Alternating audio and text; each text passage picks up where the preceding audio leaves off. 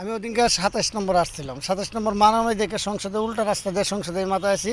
আমি যাব মগবাজার। প্যাসেঞ্জার বলছিল কয় টাকা ভাড়া দিব। আমি কই আপনি যা দেবেন তাই দিব, এই সময় আমি ভাড়া নেওয়ার কোনো তর্ক না। পরে কয় আপনি 150 টাকা দিব। কয় ঠিক আছে।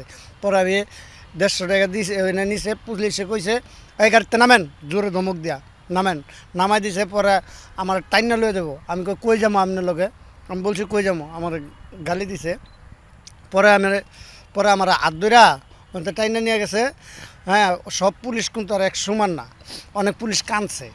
পরে ওখান থেকে পুলিশের ঠ্যাং ধরছে, আমি ওনার এই হাতটা ধরছি। হাতটা ধরার পরে আরেক পুলিশে হয়তো একলা পারতাছে না, পরে ধইরা ইডা মারছে, ইডা মারা ফেলাইছে। পরে ফালানোর পরে বইছে, বয়ার পরে আরেক পুলিশ আয়া ওদিকটা আয়া ফালাই দিছে। আরেকটা কয় গুলি করে দে, ওরাও গুলি করে দে, নাহলে আরেকজনে কইতেছে পুইরা দে গাড়ি সহকারে।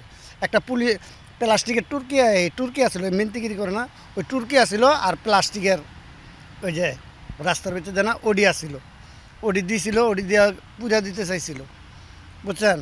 পরে আমি আর কি করুন, পরে এই রিক্সাটা যেদিনকে নিয়ে আসে ডেলিস্টার, ডেলিস্টারে এক পিচ্ছি, আমি জানি না তা কী চাকরি করে কি করে, ওই পিচ্ছি একটা দুধের বাচ্চা হাসি দিছে।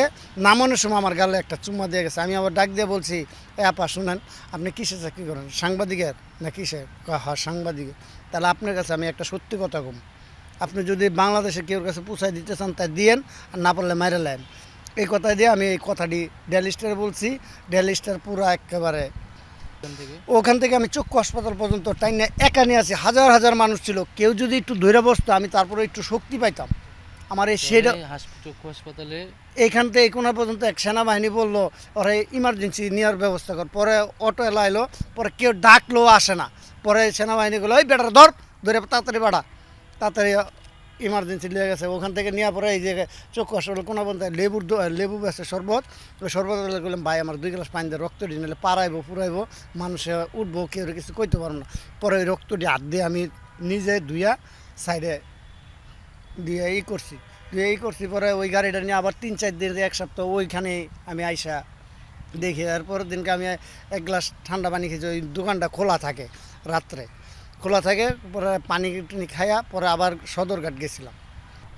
ওনার রিক্সাটা উনি দিয়ে গেছেন, উনি একজনের কাছে বিক্রি হয়ে গেছিলো এটা। পরে ওনারা যেই প্রতিষ্ঠানের কাছে বিক্রি হয়েছিল ওনারা এটা এসে এখানে ডোনেট করেছেন এবং উনি আজকে উপস্থিত আছেন। এবং ওনার কাছ থেকে আমরা শহীদ নাফিজের যেই মর্মান্তিক শাহাদাতের গল্পটা আমরা শুনছি এবং ওনাকে আমরা এখানে এনেছি এবং উনি আমাদেরকে গল্পগুলো বলছেন। এবং যে রিক্সাটা আছে রিক্সার একটা ওই প্রতিষ্ঠান দিয়ে গেছে।